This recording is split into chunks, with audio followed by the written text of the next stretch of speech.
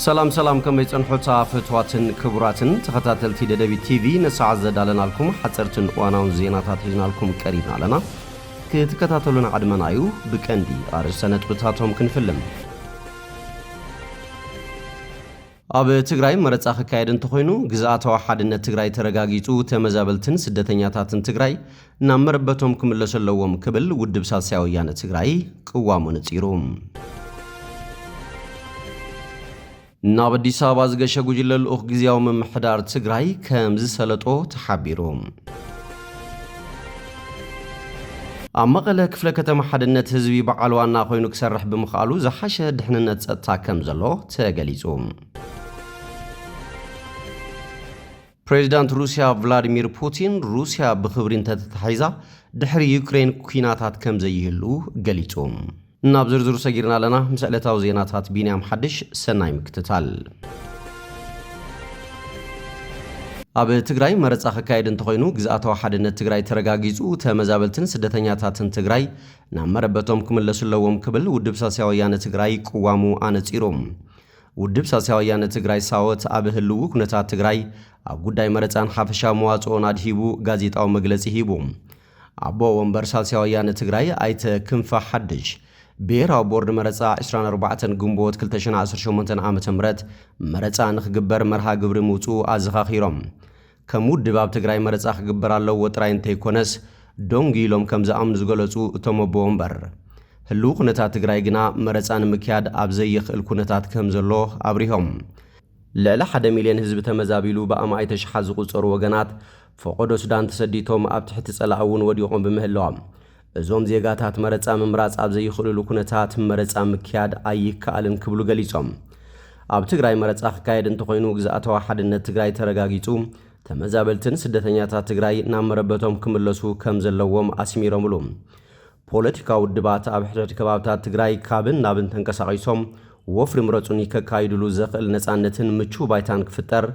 ዘይሻራውነት ትካላት ፍትሕን ጸጥታን ክረጋገጽ ከም ዝግባእ እውን ኣተሓሳሲቦም ስለዝኾነ መረጻ ንምግባር ድልዋት ዋላ እኳ እንተኾና መረጻ ንኽግበር ዘኽእል ምቹው ባይታ ከም ዘየለብሪሆም ኩነታት ትግራይ ብፍሉይ ተራእዩ መረጻ ትግራይ ንዝተወሰነ ግዜ ክናዋሕ ይግባእ ክብሉ እውን ገሊጾም እነዚ ዘመቻቹ ተሳትፎ ኩሎም ብሔራዊ ፖለቲካዊ ሓይልታት ዘረጋገጸ ሓድሽ ግዚያዊ መንግስቲ ንኽጣየሽ ድማ ጸዊዖም እነዚ ዘኽእል ብሔራዊ ጉባኤ ክግበር ድማ ተላብዮም ናብ አዲስ አበባ ዝገሸ ጉጅለል ኦኽ ግዚያዊ ምሕዳር ትግራይ ከም ዝሰለጦ ተሓቢሮም ብፕሬዝዳንት ግዚያዊ ምሕዳር ትግራይ ጀነራል ታደሰ ወረደ ዝተመርሐ ልኡኽ ትግራይ ኣብ ዝሓለፋ መዓልታት ናብ አዲስ አበባ ከም ዝገሸ ዝፍለጥ እዩ እቲ ልኡኽ ኣብ ኣጠቓላሊ ጉዳያት ምስ መንግስቲ ፌደራል ንምዝታይ ከም ዝተበገሰ ካብ ቤት ጽሕፈት ግዚያዊ ምሕዳር ትግራይ ዝወፀ ሓበሬታ የመላኽት ጀነራል ታደሰ ወረደ ምስ ቀዳማይ ሚኒስትር ኣብይ ኣሕመድ ክልቲኦም ኣብ ዘካየድዎ ዘተ ንልዕሊ 2 ኣዋርሕ ተቋሪጹ ዝነበረ መሃያ ሰራሕተኛታት መንግስቲ ክፍታሕ ኣንፈት ከም ዝተወሃበ እውን ተሓቢሩሎም ኣብ መጀመርታ ታሕሳስ ዓመት ሓላፊት ቢሮ ኮሚሽን ፕላን ትግራይ ወይዘሮ ሃንሳ ተኽላይ ኣብ ዝሃበቶ ሓበሬታ ንኣስታት 2 ኣዋርሕ ናብ ትግራይ ዝተለኣኸ ባጀት ከም ዘየለ ምዝራባ ዝዝከር እዩ እዚ ዝኸውን ዘሎ ኣብ መንጎ ማእኸላይ መንግስትን ሕወሓትን ዝረአ ዘሎ ፖለቲካዊ ውጥጥ ናብ ግጭት ከየምርሕ ኣብ ዝስግኣሉ ዘሎ እዋን እዩ ካብቲ ደው ኢሉ ዘሎ ባጀት ሓደ 844 ሚልዮን ካፒታል ባጀት እናተባህለ ዝጽዋዕ መንግስቲ ትግራይ ብሓደራነት ዘመሓድሮ ገንዘብ መንግስቲ ፌደራል ማለት እውን ድሕሪ ኩናት ትግራይ በብወርሑ ዝኽፈል ከኣቱ ከም ዘይከኣለ ወይዘሮ ሃንሳ ተዛሪባ ብሓፈሻ ኣብዚ ዓመት 2018 ንትግራይ ዝተመደበ 18.8 ቢልዮን ብር ጥሙር ባጀት ን12 ኣዋርሕ ተኻፊሉ በብወርሑ ዝለኣኽ ዝነበረ ኮይኑ ካብ ወርሒ ጥቅምቲ ጀሚሩ ግን ጠጠው ኢሉ ከም ዘሎ ኣረዲያ ብወገን ፌደራላዊ መንግስቲ ብዛዕባ ምቁራጽ ባጀት ትግራይ ዝምልከት ብወግዕ ዝወፀ ሓበሬታ የለን ብመሰረት መንግስቲ ፌደራል ዝተገበረ ሓድሽ ምሕያሽ መሃያ ሰራሕተኛታት መንግስቲ 481 ሚልዮን ንወርሒ መስከረም ከም ዝተለኣኸ እንትኾነ ብምኽንያት ተሓጓፍ ምኽፋል ከም ዘይተኻእለ ምግላጽ ይዝከር እዚ ከምዚ ኢሉ እንከሎ ካብቲ ፕሬዝዳንት ግዚያዊ ምሕዳር ትግራይ ምስ ቀዳማይ ሚኒስትር ኣብይ ዘካየዶ ዘተ ጉዳይ እቲ ድሕሪ ኩናት ትግራይ ዝተቋረጸ ህንጸት ዓብይ ግድብ ገረብ ሰገን ክቕጽል እቲ ቀዳማይ ሚኒስትር ከም ዘፍቀደ ይሕበር ኣሎ እቲ ግድብ ነታ ኣዝያ ልዑል ሕጽረት ማይ ዘለዋ ርእሰ ከተማ ትግራይ ዝኾነት ከተማ መቐለ ጸገማታ ክፈትሓላ ዝኽእል ገጅፍ ፕሮጀክት እዩ ግድብ ገረብ ሰገን መንግስቲ ንልምዓት መስኖ ኢሉ ዝሃነጾ ካብ መቐለ ኣስታት 24 ኪሎ ሜትሮ ንኣንፈት መንገዲ ሳምረ ይርከብ ጸኒሑ እቲ ግድብ ንመስተማይ መቐለ እውን ክውዕል ተባሂሉ ቅድሚ 13 ዓመት ኣብ 2005 ዓ.ም ህንጸት ተጀሚሩ ዛጊት ግን ሙሉእ ብሙሉእ ክዛዘም ኣይከኣለን ማይ ናብ ከተማ መቐለ ዘእቱ መስመር ሻምበቆ ምዝርጋሕ ካብ ዝጅመር እውን እንተኾነ ዓመታት ተቆፂሮም እዮም ሕጽረት ቀረብ ስተማይ ከተማ ካብ ግዜ ናብ ግዜ እናተጋደደ ይመጽእ ከም ዘሎ እውን ዝፍለጥ እዩ ካልእ ኣብ ርክብቶም መራሕቲ ላዕሉ ዝተባሃለ ዛዕባ ጉዳይ ሽቕለት ኣልቦነት ትግራይ ምዃኑ ፍልፍላት ሓቢሮም ብሰንኪ ጆኖሳይዳዊ ኩናት ትግራይ ዝተፈጠረ ማሕበራዊ ቁጠባውን ፖለቲካውን ኩነታት ብዙሓት መንእሰያት ትግራይ ክስደዱ ኣገዲድዎም እዮም በዝሒ ካብ ዝተፈላለዩ ከባብታት ትግራይ ናብ ሃገራት ዓረብን ሊብያን ብዘይሕጋዊ መንገዲ ዝስደዱ መንእሰያት ልዑል ምዃኑ ካብ ቢሮ ጉዳያን መናእሰይ ትግራይ ክወፁ ጸንሑ ጸብጻባት የመላኽቱ ካብቲ ቢሮ ዝተረኸበ ሓበሬታ ከም ዘመላኽቶ እውን ኣብ ዝሓለፉ 2 ዓመታት ብውሕዱ 60,000 መንእሰያት ናብ ሃገራት ዓረብን ሊብያን ከም ዝኸዱ ይሕብር ካብዚኦም 2,000 መንእሰያት ብሰንኪ ኣብ ስደት ዘጋጥሞም ሕማቅ ኩነታት ከም ዝሞቱ ቢሮ ጉዳይ መናእሰይ ትግራይ ምግላጹ ይዝከር ድሕሪ ኩናት ንስራሕ መንእሰያትን ካልኦት ተስፋ ዘለዎ ኩነታትን ፍሉይ ቆላሕታ ዘይመሃብ ነቲ ስደት ከም ዘጋደዶ ተዓዘብቲ ይሕብሩ ኣብቲ ልኡኽ ምክትል ግዜያዊ ምሕዳር ትግራይ ኣይተ ኣማኑኤል ኣሰፋ ሓላፊ ቢሮ ሃብቲ ማይ ትግራይ ኣይተ ተኽላይ ገብረ መድህን ከምኡውን ሓላፊት ቢሮ ፋይናንስን ምትእኻብ ሃብትን ዶክተር ምሕረት በየነ ተረኺቦም ሓለፍቲ እቲ ባንኪ ነቶም ዝተላዕሉ ሕቶታት መልሲ ዝሃቡ ኮይኖም እቲ ባንኪ ድሌት ዓማዊሉ ንምምላእ ከም ዝሰርሕ ገሊጹሎም ምስ ቀዳማይ ሚኒስትር ኢትዮጵያ ኣብይ ኣሕመድ ካብ ዝተኻየደ ዘተ ብተወሳኺ ኣብ ኢትዮጵያ ምዝርከቡ ዝተፈላለዩ ሃገራት ኣምባሳደራት ጽቡቕ ዝኾነ ዘተ የካይዱ ምህላዎም እውን ዝረኸብናዮ ሓበሬታ ኣመላኺቱ ጉዳይ መሃያን በጀትን ኣብ ጉዳይ መሃያ ሰራሕተኛታት መንግስትን ድጎማ በጀትን ዘተባብዕ ምርድዳእ ተበፂሑ ከም ዘሎ ዝፍለጥ ኮይኑ ምስ ላዕለዎት ኣመራርሓ ንግዲ ባንክ እውን ተራኺቦም ጽቡቕ ዝበሃል ምርድዳእ ከም ዝገበሩ እዩ ተሓቢሩ ጉዳይ ነዳዲ እቲ ኣብ ትግራይ ዘሎ ናይ ነዳዲ ጸገም ንኽፍታሕ ምርድዳእ ተገይሩሎም ርክብ ስራሕቲ ፌደራል ካልኦት ሓለፍቲ ዕዮ እውን ምስ ዝምልከቶም ናይ ፌደራል ትካላት ብምርኻብ ስሩዕ ስራሕቶም የካይድለው ትማሊ ምስ ኣምባሳደራት ኣሜሪካን ዓባይ ብሪጣንያን ውፅኢታዊ ዘተ ዝተገብረ ኮይኑ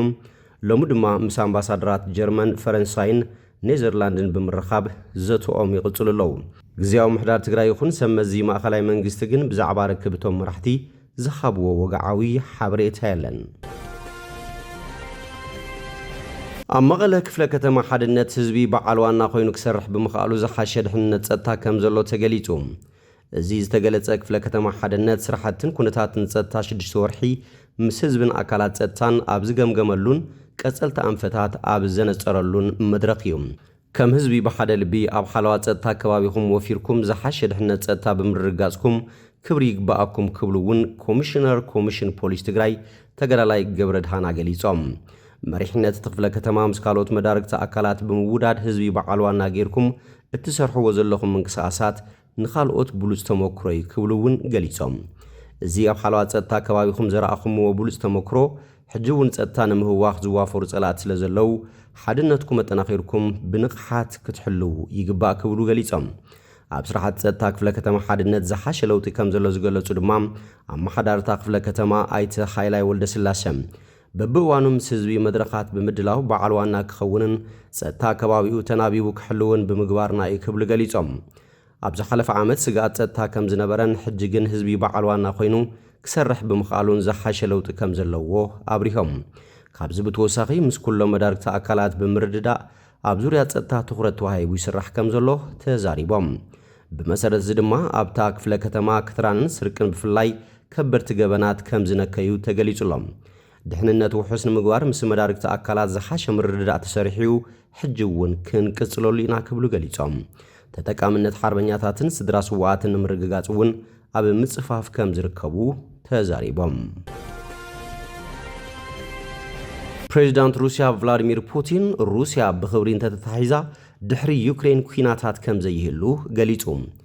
ሞስኮ ንሃገራት ኣውሮጳ ክተጥቅዕ መደብ ኣለዋ ዝብል ድማ ዕሽነት እዩ ክብል ገሊጽዎም ኣስታት 4 ፈረቓን ዝወሰደ ብቴሌቪዥን ኣብ ዝተመሓላለፈ ሕቶን መልስን ጋዜጠኛ ቢቢሲ ስቲቭ ሮዘንበርግ ሓድሽ ፍሉይ ወታደራዊ ስርሒታት ክህሉ ድዩ ዝብል ሕቶ ንፑቲን ኣቕሪቡሎም ልክዕ ከም ትወትሩ ናትኩም ድሌታት ክንኽብር እንፍትኖም ብኣኽብሮት እንተሒዝኩምና ረብሓና እንተኽቢርኩም ዝኾነ ወታደራዊ ስርሒታት ኣይክህልን ኢሉ እዚ ዘረብኡ ምስቲ ኣብ ቀረባ እዋን ዝሃቦ ርእይቶ ዝሰማማዕ ኮይኑ ሩስያ ናብ ኩናት ክትኣቱ መደብ ከም ዘይብላ ኣውሮፓ እንተደልያ ግን ኣብዚ ሕጂ እዋን ሩስያ ድሉቲ ከም ዘላ ገሊጹ ከምቲ ኔቶ ብምብራቕ ንምስፍሕፋሕ ዘታለልኩምና እንተዘይታሊልኩምና ዝብል ቅድመ ኩነት ወሲኹ እንፊቱ ፑቲን ኔቶ ቅድሚ ውድቀት ሕብረት ሶቪየት ንናይ ሽዑ መራሒ ሶቪየት ሚካኤል ጎርባቾቭ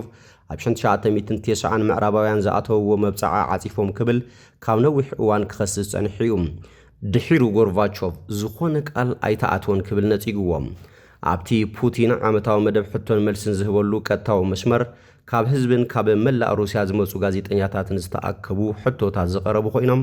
ፑቲን ንክሪሚያ ሓዊሱ ዝተጎበጠ ከባብታት ዩክሬን ዘጠቓለለ ዓብዪ ካርታ ሩስያ ብድሕሪኡ ይረአ ነይሩ መንግስታዊ ቴሌቪዥን ሩስያ ልዕሊ 3 ሚልዮን ሕቶታት ከም ዝቐረቡ ገሊጻ ዋላ እኳ ብዓብይኡ ምውሃድ ዝተገበረሉ እንትኾነ